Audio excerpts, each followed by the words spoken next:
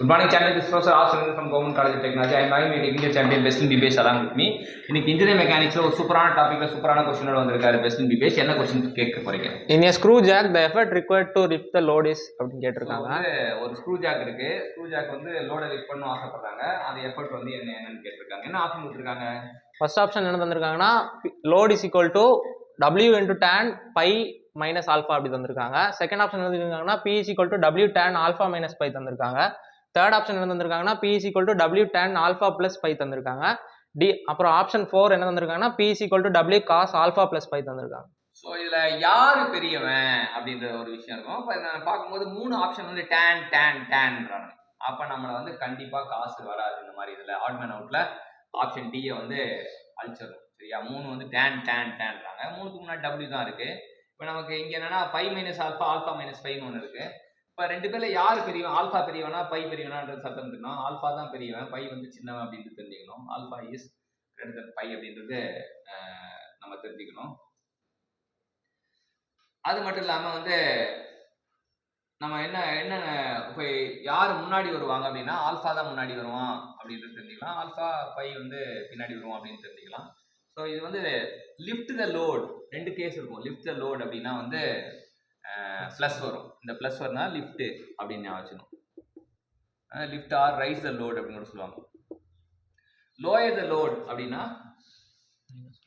Minus வரும். So alpha தான் முன்னாடி வரும்ன்றது ஞாபகம் வச்சுக்கணும். ஸோ ஆல்ஃபா முன்னாடி வரும். லிஃப்ட் த லோட்னா ஆல்ஃபா பிளஸ் 5, லோயர் த லோட்னா alpha minus 5. So effort required to lift the load அப்படின்னா P equal W tan alpha plus 5. எஃபோர்ட் ரெக்யர்ட் டு லோயர் த லோட்னா P equal to W tan alpha minus 5 அப்படின்றது. Effort required to lift the load without friction, friction இல்லாமல் பண்ணணும் அப்படின்னா effort required to without friction அப்படின்னா என்ன அப்படின்னா அதுக்கு என்ன ஃபார்முலா வரும்னா P equal to without the friction அப்படின்னா வந்து பை வந்து 0 ஆகிடும். பை ஈக்குவல் டு 0 எப்போனா without friction. Effort required to raise the load without ஃப்ரிக்ஷனா W tan alpha. Effort required to lower the load without ஃப்ரிக்ஷனாலும் அதுவும் W tan alpha தான். Raise பண்ணாலும் லோயர் பண்ணாலும் ஃப்ரிக்ஷன் இல்லைன்னா ரெண்டுத்துக்கும் ஃபார்முலா வந்து W tan alpha தான் வரும் அப்படின்னு தெரிஞ்சுக்கலாம். ஸோ இது தெரிஞ்ச பிறகு பை ஈக்குவல் டு 0 ஏன் 0? ஃப்ரிக்ஷன் இல்லை அப்படின்றது தெரிஞ்சுக்கலாம். இப்போ நமக்கு P equal W tan alpha plus 5 தெரிஞ்சுக்கிட்டீங்க. அது lift the load. W tan alpha minus 5 lower the load. எஃபிஷியன்சினா என்ன அப்படின்னா எஃபிஷியன்சினா effort required to lift the load without friction by effort required to with friction. சரியா? ஸோ வித்தவுட் ஃப்ரிக்ஷன்னா W tan alpha, with ஃப்ரிக்ஷன்னா W tan alpha plus 5. அப்போ W cancel ஆகிடும். அப்போ tan alpha by tan alpha plus 5 அப்படின்றது தெரிஞ்சுக்கலாம்.